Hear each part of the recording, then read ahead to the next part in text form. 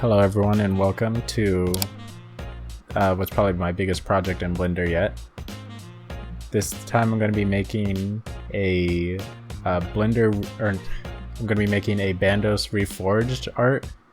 This model is actually inspired by a username Legend Arts on Reddit and Discord, and he makes these like amazing 2D drawing digital reincarnations basically of armor sets on RuneScape, and this one just happened to inspire me like so much that I wanted to recreate it.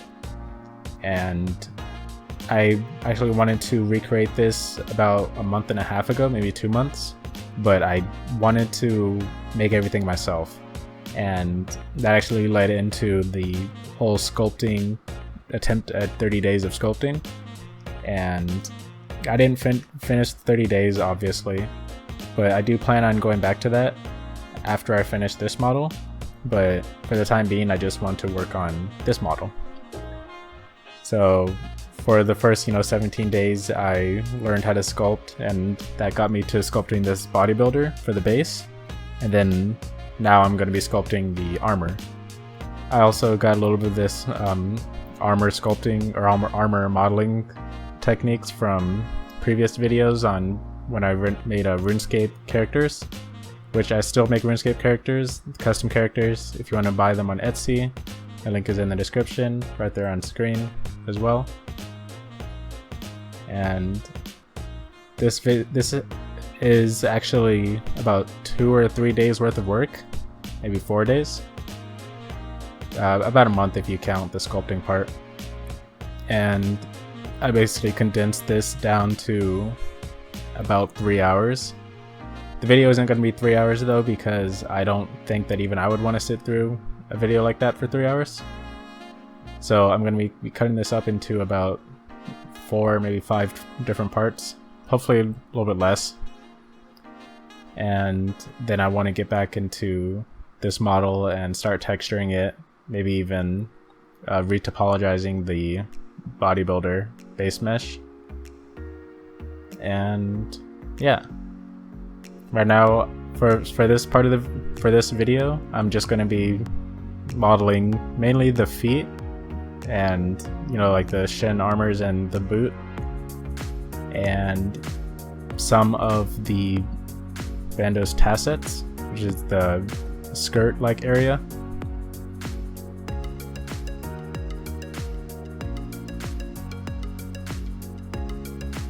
And don't forget to subscribe to see more of this. It helps a lot in letting me know who's watching and whether or not this style of video is engaging or not.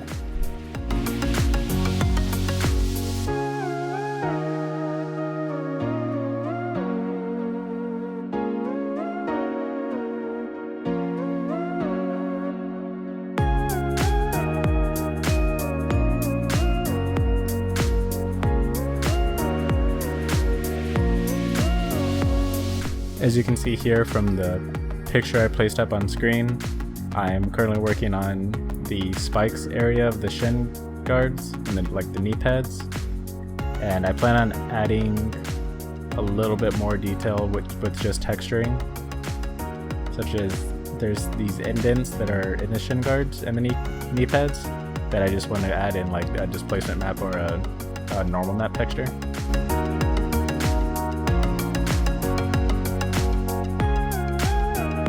I actually spent a lot of time in the beginning just because I'm not sure exactly how I want to do this. At first I was thinking about my previous methods where I would use the shrink wrap and the polygon and the single point and then extrude it out, and then using shrink wrap to modify it onto the body and then extrude it out along there. And after a while of doing this, I kind of realized that certain areas this would work very well, other areas this is just blatant unnecessary and just adds a whole extra layer of time that doesn't really need to be there. So as for this shoe, for example, this shoe boot toe, I'm actually going to be redoing this in about 5 minutes.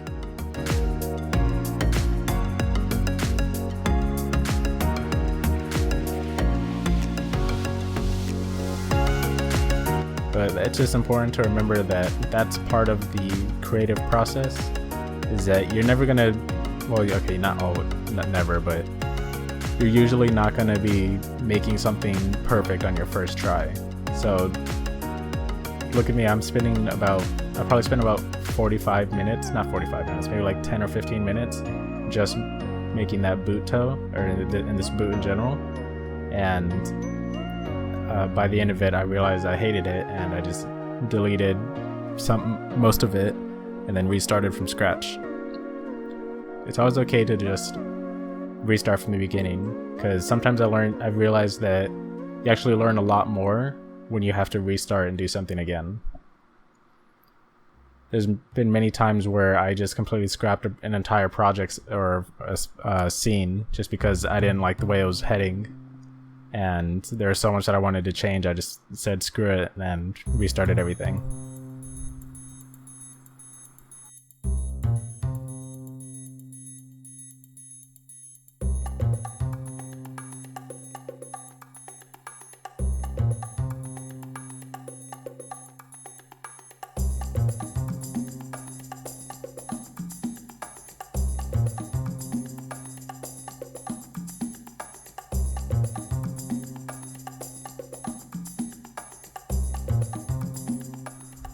Here we go. Once again, I'm trying to recreate the boot tip.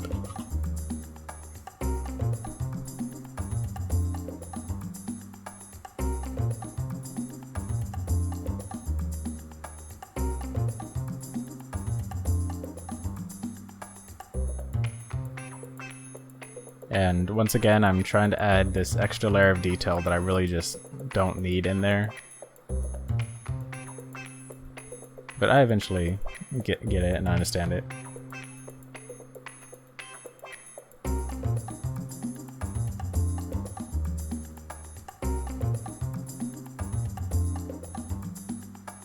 Here's another kind of nasty area of the model. You probably didn't catch it, but I made that bottom face of the heel about 5 or even 6 sides. But I guess it'll be on the ground and nobody will see it, so it's fine. It's not great optimization. And here it is a good example of where it's good to know what your reference is, because right around here I was actually looking at my boot and I was very confused as to what was going on. Like, I thought it was this random just piece of wood going down the side of the boot, but if I looked closer I realized that it was actually a rubber strap going down the side, not a piece of wood.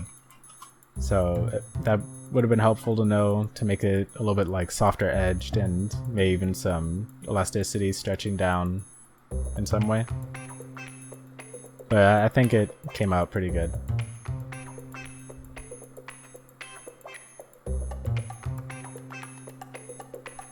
I think I actually come back to this in another part. Not this video, but in the next or the video after that.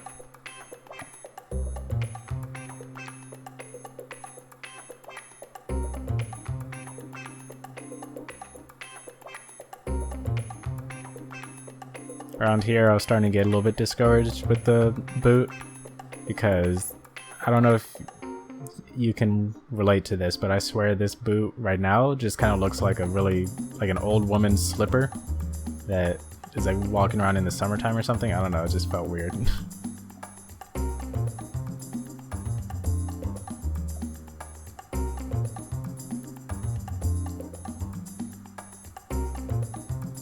But like some of the creators that I follow always say, especially the sculptors, don't worry about what it looks like when you're still working on it, because it won't look good. Especially when you're sculpting and you're trying to just get the base silhouette shape down. You're not worried about the details in the face or the freckles that you can't see. You're just worrying about, getting the general shape down, because it will look ugly. It's just up to you to understand that that's what happens in the sculpting process.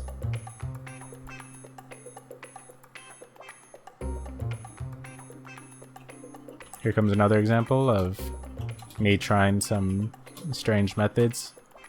I tried doing a bevel modifier to try to get the boot to ankle to heel, you know, to lower calf area.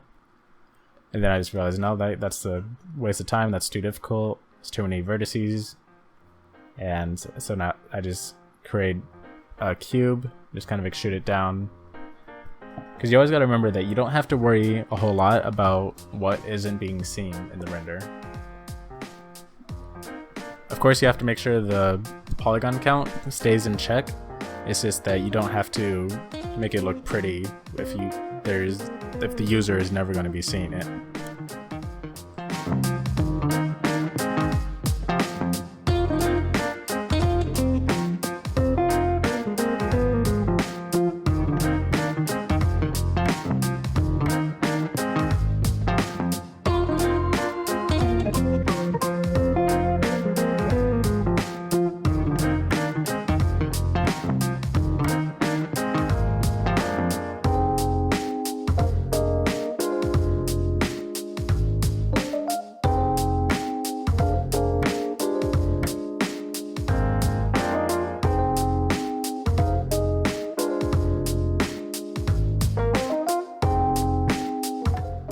Now here's where I'm beginning to add the fur part of the legs that go around his calves, and I'm still trying to figure out what exactly I can do for this, because I'm not sure what I want to do to make it look like it's fur, like in the reference image. Because on the one hand, I could sculpt it to try to get a fur look, or I could try adding the hair particle modifier. And I'm just worried about the hair particles, you know, obviously adding an extra 40 minutes to a render time. So I'll probably experiment with both, but if you have a suggestion, let me know, and I'll, you know, try it out.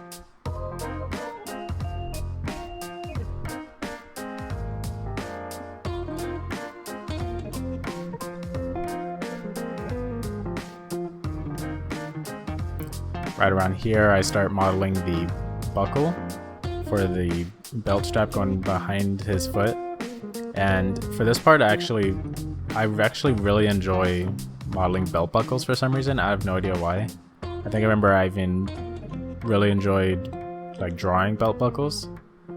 Something about just being such a complex shape yet so simple. It's just literally just a rectangle and a stick coming out. I don't know, it's a pleasurable experience for me.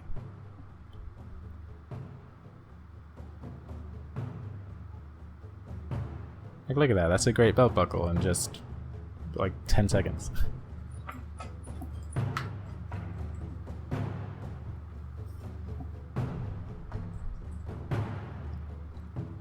Here I go again, starting to work on the boot toe tip, and I was starting to get discouraged, just starting to feel like this is looking like that granny slipper again.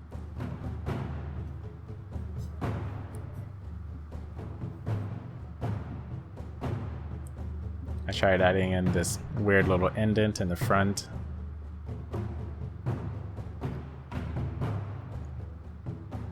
I don't know why I was trying to add that indent. It really doesn't belong there at all. Don't forget to subscribe if you're enjoying this content. I'll definitely be making more of this.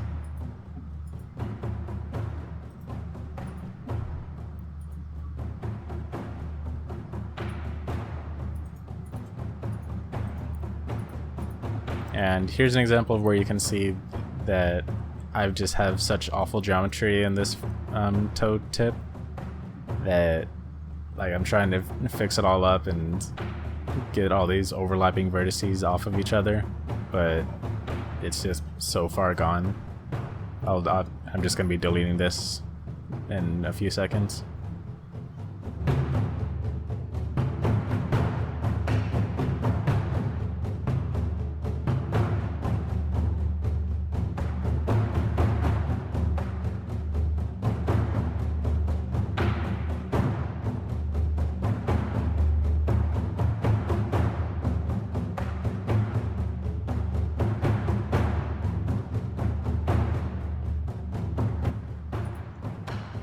I'm also starting to make the horns here that come out of the shoe, and throughout modeling this I actually found that I really enjoy making the horns for some reason. There's a lot of spikes and stuff sticking out of this guy, and something about making the horns and like the sharp tips and figuring out various ways to add more what's it called, subdivisions in the model to make points sharper or more rounded. This is really satisfying to me. And there goes the boot toe tip, and here I go trying it again. And this is actually where I have a crucial moment of realization, where I realized that I should be modeling the item that I'm trying to model. For example, in this example, the toe tip, and then I rotate it and put it into its place. Because when you try to model it while it's rotated, then you can't do precise movements like on the X and Y axis. And I'm sure you can, and there's some like method of changing the local or global axis, but for the time being I literally just hit G and X, and if it doesn't work then I do it by I. So that's a big tip to remember. When you're trying to model a piece of an armor, just model the piece and then rotate it and place it into place. Don't try to rotate it and then start modeling it. Anyways, here I'm remaking the horns and adding the mirror modifier. And for the most part, I've got my boot ready. Boot and shins. And we're already 17 minutes in. And that was the easy part. So like I said, this would be a 3-hour-long video if I did it all in one, but I'm not going to do that to you. So I'm just going to be going up to the tassets area, or the skirt area, and once I start working on the pattern for this guy, then I will cut it off and see in the next video. This is where I started to get the idea of how I want this model to be going. So as you saw there, I initially started with the cylinder because obviously most skirts are just a cylinder. But I don't like the idea of cylinders because they have the huge like N-gons on the top and bottom faces that let's be real, like nobody likes trying to fix that. It's just a huge hassle. So instead, at this point I'm realizing that I want like the majority of this model to just be a subdivided cube. So for this skirt, I just got a cube, subdivided it twice, and then I use edge loops to reshape it. And then I even mirror it because it's the same on both sides, so no point in adding excess work onto myself. And this is another interesting thing that I found out about a little while ago. It's the boundary inset. So I went through it really fast there, but when I went to extrude this skirt inwards and up into his quads, I actually hit I to inset, and then I hit B for boundary, and then that'll make it so that you can inset the mesh, a mirrored mesh, and not have like two faces. Instead, just have it meshed together.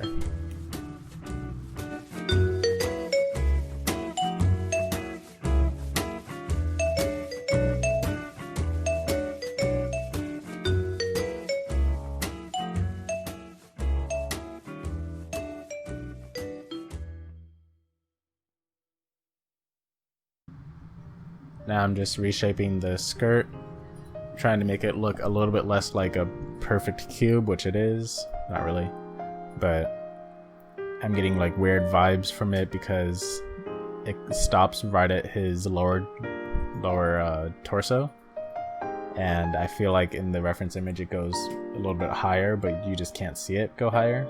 So it's one of those internal battles of where the skirt stops or starts, depending on how you look at it.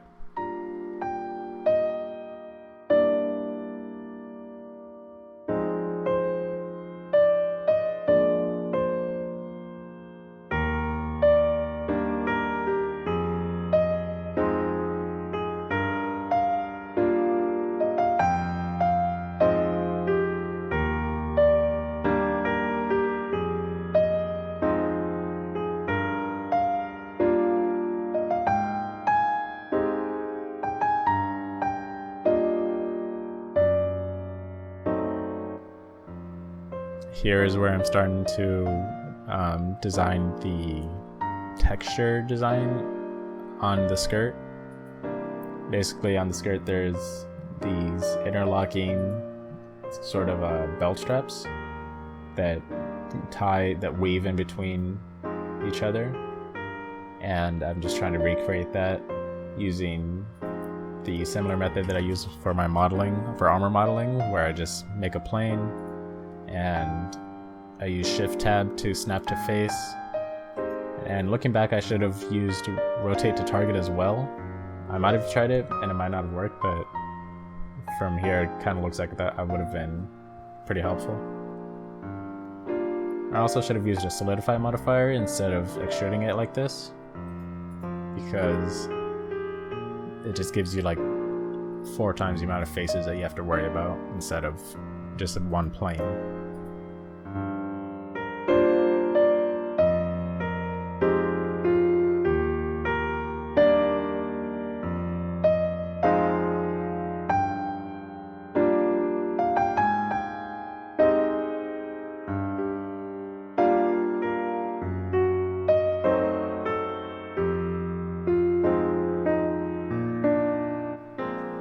This is also another example of if you don't see it, or if the user can't see it, then it doesn't have to be super pretty. So I don't know what's going on underneath the front tasset cloth piece, and neither does the user. So, as far as I know, I'm not going to be animating this so that that piece blows up in the wind or anything. So it'll just be a simple wave across. And here I'm starting to realize that the initial thing that I started with was actually pretty awful looking. So I go back in and try it again.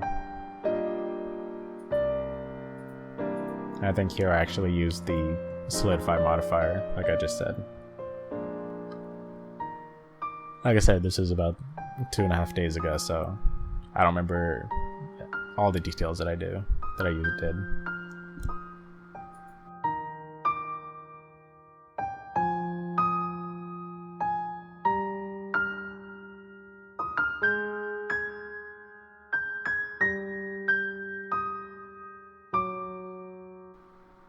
And we're coming up on the end of this part, and I will be uploading a part 2 very, very soon. I just gotta edit it and put it together, find another stopping point, and I will just add a few extra tying parts for the skirt.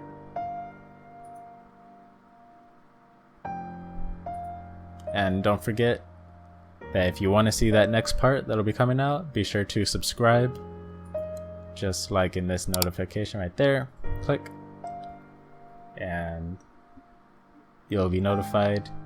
You can click the bell icon too. I've got to say I don't click that bell icon just because I have a sub box for that. I haven't really experienced the issue with videos not appearing, but if you want to click that bell icon, sure, go ahead. I also wouldn't want an email for all like 5,000 people I'm subscribed to.